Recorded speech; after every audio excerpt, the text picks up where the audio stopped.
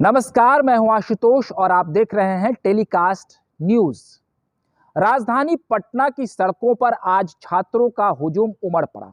दरअसल ये छात्र आंदोलनरत थे और अपने हक के लिए बिहार के मुख्यमंत्री के सामने आवाज बुलंद कर रहे थे। दरअसल आज से 10 दिनों पहले 23 दिसंबर और 24 दिसंबर को बिहार कर्मचारी चयन आयोग, जो कि बिहार का एक प्रतिष्ठित चयन आयोग है, उसके तहत सचिवालय सहायक की परीक्षा संचालित की गई थी। इस परीक्षा के 1 घंटे के बाद प्रश्न पत्र लीक होने का आरोप लगा। इसके बाद विभागीय कार्रवाई भी हुई। मामले शुरुआती जांच में यह पता चला कि प्रश्न पत्र लीक हुआ था। 2 सगे भाई थे और 2 और अन्य लोग मिलकर 4 लोगों को की गिरफ्तारी भी शुरुआती दौर में हुई है और अभी इस पर और जांच चल रहा है।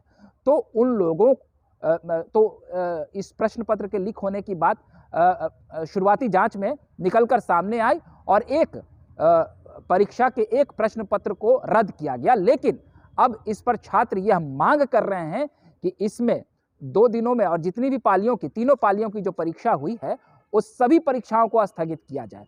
तो यहीं पर सरकार के साथ छात्रों की टकराहट की स्थिति निकलकर सामने आई है। दरअसल यह टकराहट की स्थिति पहली स्थिति नहीं है। आज से कुछ दिनों पहले जो बीपीएससी का जो परीक्षा हुआ था, उस परीक्षा में भी हम लोगों ने देखा था कि बीपीएससी के परीक्षा में भी प्रश्न पत्र लीक का मामला जो है सुर्खियों में आया था और उस वक्त भी छात्रों की टकराहट हुई थी। तो कुछ दिनों पहले पटना के एक एडीएम ने हाथ में तिरंगा लिए हुए छात्र पर जबरन जूते और लाठियों से उन पर बरसात की थी। कुछ दिन वो सस्पेंड भी रहे, कुछ कार्रवाई हुई, वापस दोबारा वो फिर ड्यूटी पर आ गए। कुछ वैसी स्थिति आज हुई।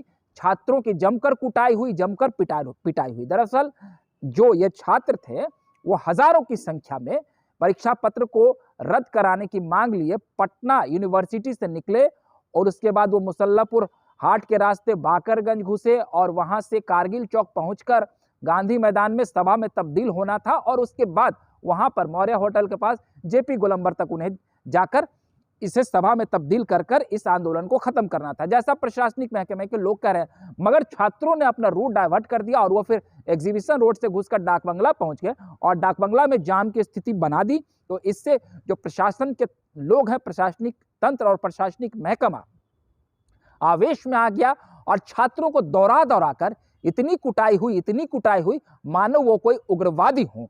वहीं कई टीवी चैनल पर कुछ सत्ता पक्ष के प्रवक्ता भी ये बात कहते दिखे कि ये बिहार की विपक्ष की साजिश है। उन्होंने इसमें कुछ उपद्रवियों को घुसा दिया और कुछ आतंकवादी प्रवृत्ति के लोगों को घुसा करके इस आंदोलन को भड़काया। अब दरअसल आप इस बात को समझ लीजिए कि जो हजारों हजार की संख्या में छात्र आंदोलन करने निकले थे, क्या उनके भीड़ में कोई अन्य लोग घुस सकता है? अगर वो घुसेगा तो खुद छात्र भी उन्हें बर्दाश्त करेंगे? नहीं करेंगे। छात्रों ने कहा था कि हम शांतिपूर्ण मार्च करेंगे और वह शांतिपूर्ण मार्च लेकर जा रहे थे। पहले तो पटना के एडीएम ने यह कहा कि छात्रों ने किसी प्रकार का परमिशन नहीं लिया। टीवी चैनल पर उन्होंने बयान दिया सीधे तौर पर और उसी बयान में वो ये भी कह रहे हैं कि वो रूट डाइवर्ट कर दूसरे रूट से जब पहुंचे, हमें जो गलत रूट की जानकारी दी गई थी तो उनकी इसीलिए हमें उन पर थोड़ी सख्ती दिखानी पड़ी। अब जब आप मामले को समझ लीजिए कि जब इन छात्रों ने कोई परमिशन लिया ही नहीं तो फिर रूट की जानकारी कैसे होगी? इसका मतलब प्रशासनिक लोग झूठ बोल रहे हैं और सरकार की यह मंशा है कि इन छात्रों की कुटाई करनी है।